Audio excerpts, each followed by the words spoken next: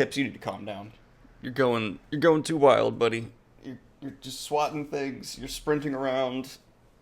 Are you always like this time of the day? Usually I'm at work right now. And I think he's kind of weirded out by the fact that I'm still here. Okay, Pips. Okay. Alright. Jesus Christ, buddy. Just dropped a light on me. Pips feels no sympathy for the stupid human. Artwork, artwork, artwork. Hello, I'm Bob Ross. I like graphic novels for the artwork largely. Obviously, I still like the story. I'm a big fantasy guy, sci-fi guy, so I pay attention to that as well. But the reason I go out and specifically seek a graphic novel is when I'm particularly craving, some really hyper-stylized, wonderful art.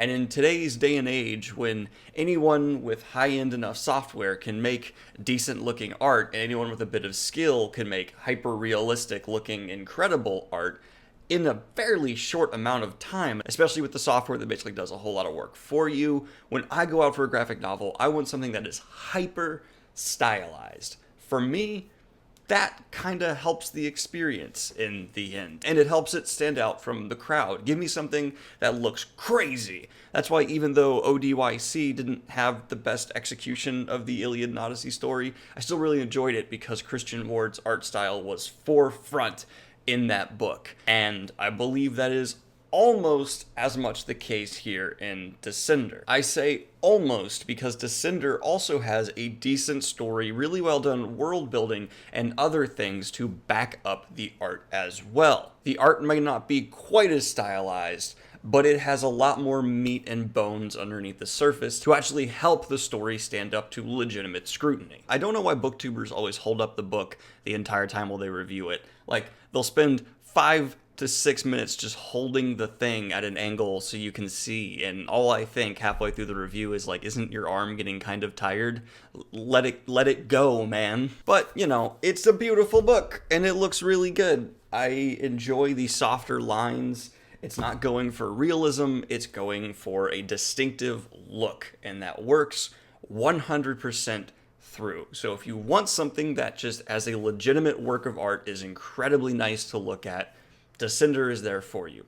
I said it has better character, world, and plot than ODYC, another graphic novel I recently talked about and really love the artwork, but it's still not incredible. It's still not the most well-done story of all time. It has really done world building through a mixture of the art and the story, which I like, but aside from that, I would say the rest of the story elements are average. The actual plot seems about average to me. The character development was really not there. Granted, this is volume 1, so it could certainly pick up, but as a first entry into a series, which its main job is to hook you into the story and characters, I found that a little bit lacking. I'm not immediately driven to go pick up Volume 2. I have the stunning artwork from Volume 1. It was a good enough story. I'm not really invested enough to feel the need to go run out and buy number 2 right away. If I was going to go out and buy Volume 2, it would be because I want this world to grow more and experience it on a deeper level, because the world building wasn't the greatest I'd ever seen, but it was certainly good enough to make me think this is well realized. It has a nice look to it, and there's actually lore and nuance. The races and robots all have these incredible designs to them that while they have great diversity to their look, still feel like they all come from the same world. I just really wish it was also the plot and character who are hooking me in to come and read Volume 2. This story does have a nice initiating incident where you're presented a mystery, although it's kind of rather quickly presented to you, and then you just move on from there. When it comes to modern day sci-fi graphic novels, I really don't know of one much better than this currently. Granted, I'm still new to this genre, so there's a lot out there I'm not quite familiar with, but I did still like it. I would recommend picking it up.